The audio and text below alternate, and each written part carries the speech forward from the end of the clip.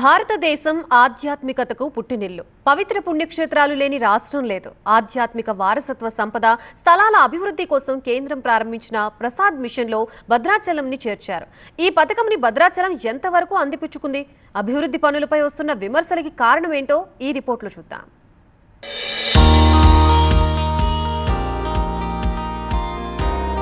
దేశంలో ఆధ్యాత్మిక వారసత్వ సంపద స్థలాల అభివృద్ధికి కేంద్ర పర్యాటక శాఖ చేపట్టిన ప్రసాద్ మిషన్లో భద్రాచలం ఆలయంని చేర్చారు. భద్రాచలంలో చేపట్టిన అభివృద్ధి పనులు నిర్లక్ష్యానికి సాక్షిగా నిలుస్తున్నాయి. మిథిలా స్టేడియం పక్కన డార్మిటీల పనులు గడువు ముగిసినా పూర్తి కాకపోవడం గమనార్హం. అటు బ్రిడ్జి సెంటర్, పర్ణశాలలో చేపడుతున్న పనుల్లోనూ ఇదే పరిస్థితి నెలకొంది. భద్రాచలంలో ప్రసాద్ పథకం కింద చేపట్టిన పనులు నత్తనడకన సాగుతున్నాయి. శ్రీరామనవమి సమీపిస్తున్నప్పటికీ పనులు పూర్తి కాకపోవడంతో భక్తులు ఆవేదన చెందుతున్నారు. 2024 అక్టోబర్లో మిథిలా స్టేడియం ప్రాంగణంలో చేపట్టిన షెడ్ల నిర్మాణం ఇంకా పునాదుల స్థాయిలోనే ఉంది. ఏప్రిల్ 6న శ్రీరామనవమిని పురస్కరించుకుని శ్రీ సీతారామచంద్ర స్వామి కళ్యాణం ఇక్కడే నిర్వహించనుండగా ఆ సమయంలోపు పనులు పూర్తయితాయా లేదా అనేది ప్రశ్నార్థకంగా మారింది. భారతదేశ పదపౌరాలు భద్రాచలం వచ్చి శంకుస్థాపన చేశారు కాబట్టి చాలా త్వరితగతంగా పనులు పూర్తవుతాయి అని చెప్పని చాలా సంతోషం, హర్షాతరతలు వ్యక్తం చేయడం జరిగింది.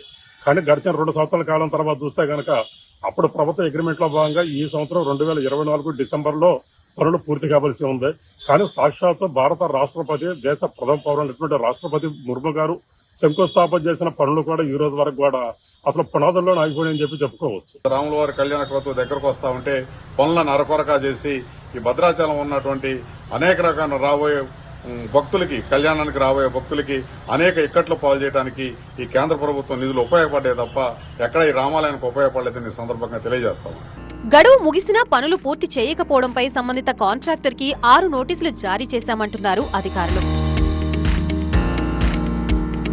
ప్రసాద్ పథకం కింద 15.38 కోట్లతో భద్రాచలం, పర్ణశాలలో అభివృద్ధి పనులు చేపట్టాల్సి ఉంది. ఆరంభం నుంచే కాంట్రాక్టర్ నిర్లక్ష్యంగా ఉన్నట్లు అధికార వర్గాలంటున్నాయి. ఇప్పటికే 3 సార్లు గడువు పొడిగించినా పనులు పూర్తి చేయకపోవడం కాంట్రాక్టర్ నిర్లక్ష్యానికి నిదర్శనంగా నిలుస్తోంది. తాజాగా మరోసారి పనుల్ని పూర్తి చేసేందుకు గడువుని పొడిగించమని ఉన్నతాధికారులకి లేఖ రాసినట్లు అధికార వర్గాలంటున్నాయి.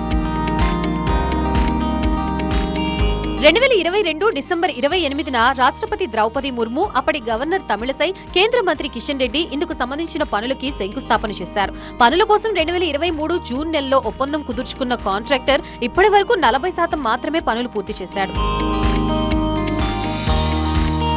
మిథిలా స్టేడియం పక్కన చేపడుతున్న బహుళ అంతస్తుల నిర్మాణంలో భద్రాద్రి దేవస్థానం అధికారుల వినతి మేరకు అన్నదాన సత్రం నిర్వహణకి అనువుగా మార్పులు చేస్తున్నట్లు అధికారులు చెప్పారు. పర్ణశాలలో సైతం చేపట్టిన పనుల్లో నిర్లక్ష్యం కనబర్చడంతో కాంట్రాక్టర్ ని మార్చారు అధికారులు.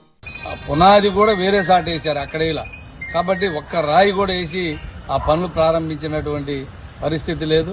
రాష్ట్ర ప్రభుత్వం కూడా పటిష్టంగా భద్రాచలాన్ని కాపాడేదానికి చర్యలు తీసుకొని అలాగే కేంద్ర ప్రభుత్వం ప్రకటించినటువంటి ప్రసాదం ప్రాజెక్టుని తక్షణమే పనులు మొదలుపెట్టి ప్రారంభించాలని తెలియజేస్తున్నాం. లేని పక్షంలో భద్రాచలంలో అఖిల పక్షంగా అన్ని వర్గాల ప్రజలను కలుపుకొని పెద్ద ఎత్తున పోరాటాలు చేస్తామని చెప్పి ఈ సందర్భంగా హెచ్చరిస్తా ఉన్నాం. దక్షిణ అయోధ్యగా పేరుగాంచిన భద్రాచలంలో శ్రీ సీతారాముల కళ్యాణం వీక్షించడానికి పలు రాష్ట్రాల నుంచి లక్షలాదిగా భక్తులు తరలివస్తారు. భక్తుల సౌకర్యార్థం చేపట్టిన పనుల్లో నిర్లక్ష్యం కూడదంటున్నారు భక్తులు. అధికారులు, కాంట్రాక్టర్ ఏమీ పట్టనట్లు వ్యవహరిస్తూ ఉండటంపై స్థానికులు, భక్తులు మండిపడుతున్నారు.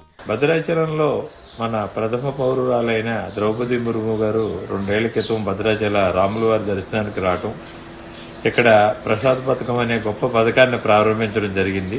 అది కానీ నడుస్తూ ఉంటే కొన్ని లక్షలాది మంది భక్తులకి చాలా ఉపయోగకరంగా ఉండే కార్యక్రమం వాళ్ళు రూపొందించడం జరిగింది.